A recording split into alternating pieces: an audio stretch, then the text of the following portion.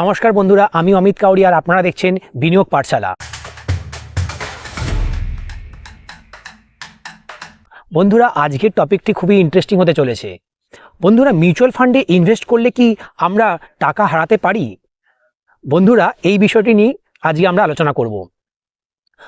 Mutual ফান্ডে যদি আপনি দীর্ঘমেয়াদে ইনভেস্ট করেন তাহলে সেক্ষেত্রে মার্কেটে যতই ভোলাটিলিটি থাকুক না কেন আপনি কিন্তু লং টার্মে অবশ্যই রিটার্ন জেনারেট করবেন। সেক্ষেত্রে আপনার রিটার্ন রিস্ক অ্যাডজাস্টেড রিটার্ন অবশ্যই কিন্তু আপনার ইনফ্লেশনকেও বিট করতে পারে এবং আপনার এক্সপেকটেশন 14-15% যদি হয় তাহলে ইকুইটি মিউচুয়াল ফান্ড থেকে আপনি কিন্তু ওভার লং পিরিয়ডে 10, 20, 30, 40 ইয়ার্সে আপনি এই ধরনের রিটার্ন অবশ্যই এক্সপেক্ট করতে পারেন এবং আগামী দিনেও এই ধরনের রিটার্ন পেতে পারেন। তো বন্ধুরা, এই বিষয়টিকে আমি 5টি ভাগে ভাগ করেছি।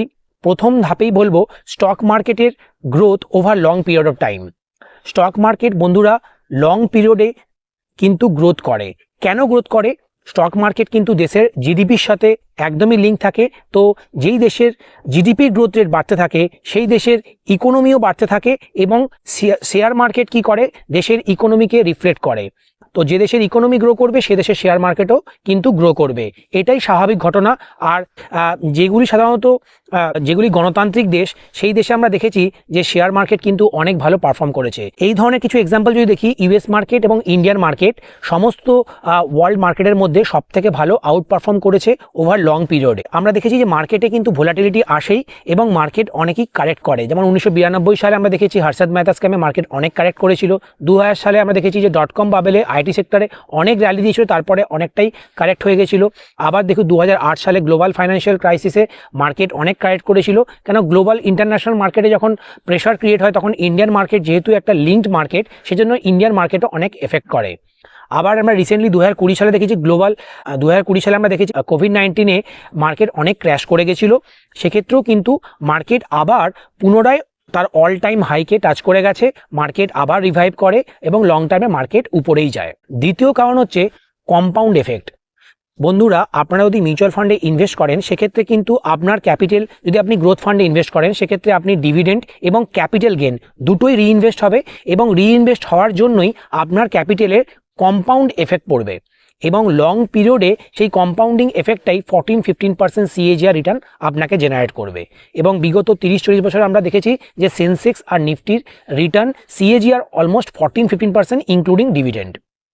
3 নম্বর রেখেছি আমরা যে এসআইপির মাধ্যমে স্ট্যাগার্ড ওয়েতে যদি আপনি সিস্টেমেটিক ইনভেস্টমেন্ট প্ল্যান করেন শেয়ার মার্কেটে ডাইরেক্ট স্টক কেনার জন্য কিংবা মিউচুয়াল ফান্ডে, তাহলে কিন্তু আপনি লং টার্মে রিটার্ন জেনারেট করবেন, এই বিষয়ে কোনো সন্দেহ নেই। কারণ মার্কেট যখন কারেক্ট করে তখনও আপনি যদি এসআইপি চালিয়ে যান সেক্ষেত্রে আপনি কম দামে বেশি ইউনিট পারচেস করবেন এবং মার্কেট যখন আবার পুনরায় রিভাইভ করে অল টাইম হাই টাচ করবে বা মার্কেটে যখন আবার বুল মার্কেট ফিরে আসে তখন কিন্তু আপনি অনেক বেনিফিট পাবেন। কারণ আপনি বেশি কোয়ান্টিটি কম দামে কিনেছেন, যখন প্রাইসটা উপরে চলে যায় তখন আপনার ফান্ডের ভ্যালু, ক্যাপিটাল অনেকটাই বেড়ে যায়, তখন আপনার পোর্টফোলিওর যে ভ্যালুটি তখন অনেকটাই বেড়ে যায়। 4 নম্বরে আমরা রেখেছি যে ডাইভার্সিফিকেশন বেনিফিট। বন্ধুরা, আপনারা যদি মিউচুয়াল ফান্ডের মাধ্যমে ইনভেস্টমেন্ট করেন তাহলে কিন্তু ফান্ড ম্যানেজার আপনার হয়ে বন্ডেও ইনভেস্ট করে, স্টকেও ইনভেস্ট করে, আবার রিয়েল এস্টেট ইনভেস্টমেন্ট ট্রাস্ট বা গোল্ড এই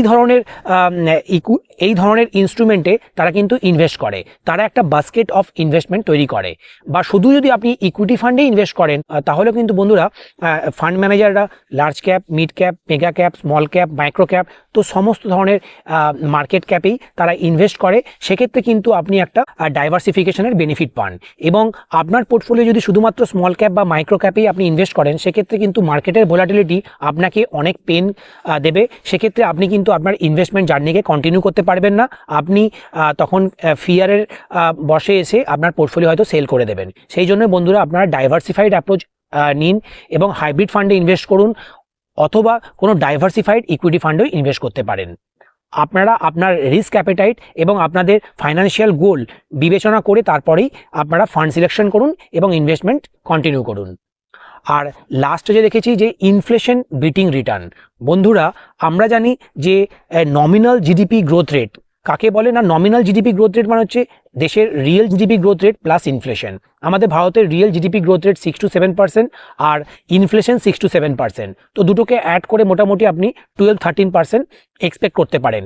এই নমিনাল জিডিপি গ্রোথ রেট একটা কোম্পানি যখন লং টার্ম ধরে বিজনেস করে সে কিন্তু নমিনাল জিডিপি গ্রোথ রেটেই গ্রো করতে থাকে এবং তার কস্ট অফ ইকুইটি বা কস্ট অফ ক্যাপিটাল যেটাকে বলে, যেটা আমাদের ভারতের ক্ষেত্রে 14-15%।